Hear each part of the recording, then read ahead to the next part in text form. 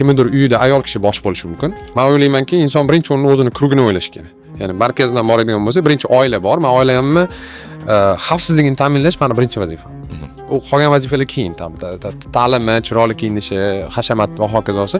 Birinchi o'rinda xavfsizlikda bo'lish kerak ular. Xavfsizlikda bo'lish uchun men qadar xavf haqida o'ylashim kerak. O'zi xavfsizlik so'zi xavfdan kelib chiqadi. Shuning uchun og'izni ochib, nima deydi, men pozitiv fikrdagi insonlar mashina meni urib yormaydi, mashina meni urib yormaydi deb ko'zini yumib, yo'lda yugurib o'tadigan odamlarga o'xshataman.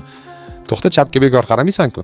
O'zi aslida olganda buni logikasi bor. Mana ko'pchilik ayollar yomon narsani o'ylasam, yomon narsa bo'ladi deb naborot, yomon narsani o'ylasang yomon narsa bo'lmaydi. Misol uchun uyda tuxum qaynatyapsan. Gazdagi ruchkani sen bu yoqqa qaratib qo'ymaysan-ku, bolang kelib turib urib yuborishi mumkin. Shu narsani fahmi yetadi, o'ylab turib u yoqqa qaratasan. Soda-poda birorta bola ichib yuborishi mumkin bo'lgan narsani tepaga olib qo'yiladi, qulflab qo'yiladi. Nimaga? Chunki yomon narsani o'ylaymiz. Yomon oqibatda bo'lishi mumkinligini o'ylaymiz. Shuning uchun yomon narsani o'ylamagan inson katta xavf ostida har doim. Erkak kishi ayniqsa. Ayniqsa erkak kishi. Endi modelga bog'liq. Kimnidir uyida ayol kishi bosh bo'lishi mumkin. Kimnidir uy, misol uchun mas'uliga bog'liq. Misol uchun men butun oilamni oladigan bo'lsa, men endi tepadan.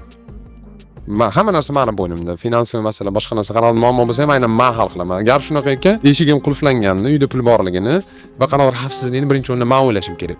Uydagilar o'ylash shart emas. Men o'ylashim kerak. Shunaqa.